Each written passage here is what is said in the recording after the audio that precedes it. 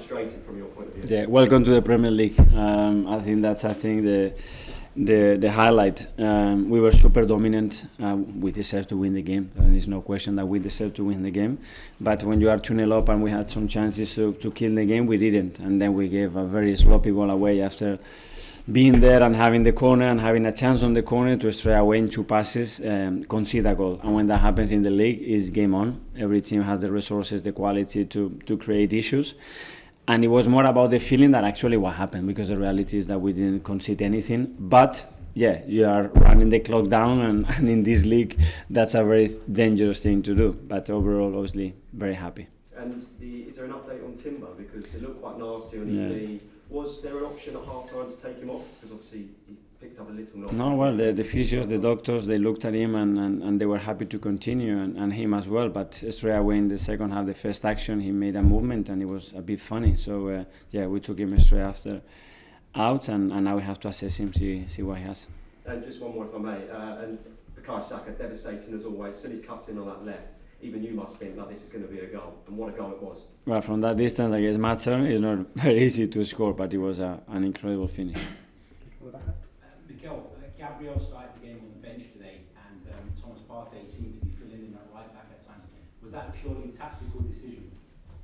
Yeah, we expected a game that actually happened, and we needed somebody else there in midfield to do what we have to do the best and to have more fluidity and as well to occupy certain spaces in relation to how they were defending, and I think it worked really well.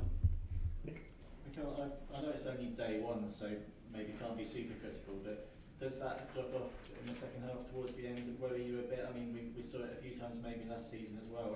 Is that something that you want to stand out this season? For sure, and it's going to be very difficult to dominate games for 100 minutes, and but it's why we allow them to get some grip of the game, because they didn't create anything, but at the end, on that action, the game changes and momentum changes and shifted immediately after that goal, and then that's not the moment to change it. You cannot change it. Now you have to be so good at dealing with that situation and running the clock down and earn the points. And the team is done that really well.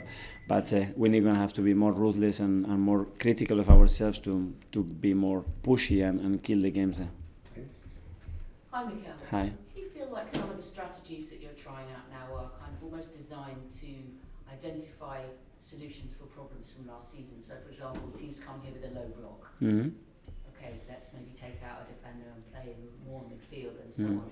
Are you trying to come up with different things to take Arsenal to the next level in all those little details? Is that the plan? That's my job, to create bigger problems to the opponent than the ones that they are creating us, and to play the best possible way to earn the right to win the game and have the highest possible probability to win the game. In order to do that, we have to pick the right players every week, but not to start only, but as well to finish. And the players that they come in the final part of the game, they really help us as well to earn that right to win.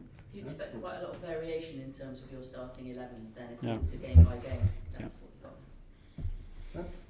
Sorry, just on Saka, just going back to him, he's obviously a player who's developed over recent years. He now feels like he's ready to be, maybe already is one of the best players in the league in Europe. I mean, is that what you've got to ask him to make that next step up?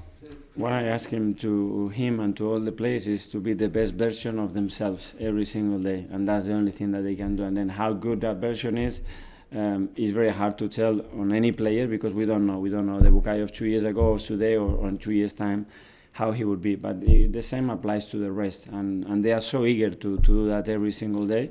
And when that happens, they will evolve, and for sure they will be better. They will compete better, and they will understand the game better, and they will be more efficient to make the right decisions. We may have too many hands for questions, but we'll try to get through as many as we can. Kaya? Gabriel Martinelli looks really on it today. Is that sort of the sign of what we can expect from him this season? That's Gabi. He needs to be alive. He needs to be energetic. He needs to take chances and go for it. And then something that I really like today, and I didn't like so much 2 weeks ago when we played Monaco, is when he gave the ball away, how he tracked back.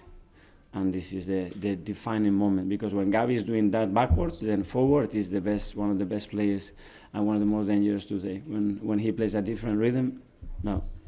And one from Sky. Sorry, Kaya, it has to be one each. There's too many people to Sky. Mikel, Eddie, how pleased were you to see him off? How pleased were you to see him get off the mark today and get his first goal? Delighted for him, because he's a role model.